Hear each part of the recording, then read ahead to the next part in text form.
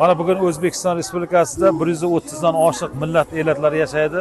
O'sha millatli elatlar yashashi faqat yashash emas, hammasi teng huquqligi, bir-biri bilan hamfikrligi, milliy qadriyat, urf-odat, an'analarilarni keng nishonlash tadbirlarda o'zini ko'rsata olish g'oyalari kun sayin ko'rsatib kelayotgan bir vaqtda bugun mana Navro'z bayrami, ya'ni bahor faslining kelishi hammamizga ma'lumki 21-mart bu kecha va kunduzning teng huquqli ekanligi, Navro'z biz tarixga 3000 yildan beri bizga tarixiy o'rganib, bayram sifatida nishonlanib kelishi, yangi kun sifatida amalga oshirib kelayotgan bir vaqtda bugun O'zbekiston Respublikasida juda katta tadbirlar amalga oshirilmoqda.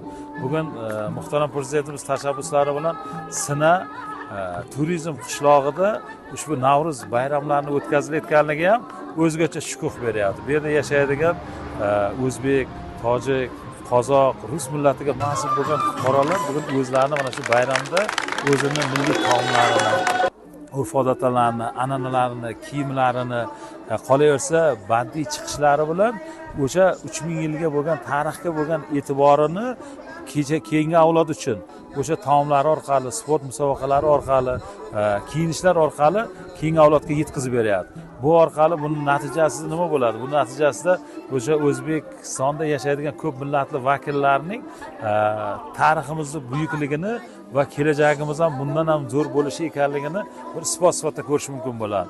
Bugun men ochiqga bu bayramga qatnashimda yana bir o'zimga bir boshqa bir narsani egalladim. Qaysidir ma'noda o'sha talabalarda bilan qatnashayotgan bir vaqtda o'sha bu yerdagi o'quvchi yoshlar, mahallani fuqarolari haqiqiy o'sha o'zini kiyimlaridagi naqshlarni, gullari, jilolari bizda ko'p milliy qadriyatlarimizni yo'qotib qo'yayotganimizda qayta tiklashga bir tart ko'p qolyapti. Yoki milliy taomlarni ko'rib ham o'sha milliy taomlarni qilish texnologiyalarini shularda so'raganimdagi har bittasi o'zi aytib berayotganligi bugun o'sha dars jarayonida o'sha texnologiya fani bor 5-6, 7, 8, 9-sinfda, ya'ni 5 yil mobaynida o'qitadi. O'sha o'qituvchilar o'sha texnologiya jarayonida shuni o'rgatayotganligini isbotlab bergani bir qolgan odamlar uchun ham bir yaxshilik imkoniyatlari bo'ladi. Bugun hammani mana shu Navro'z bayrami bilan tabriklashga ruxsat berasizlar.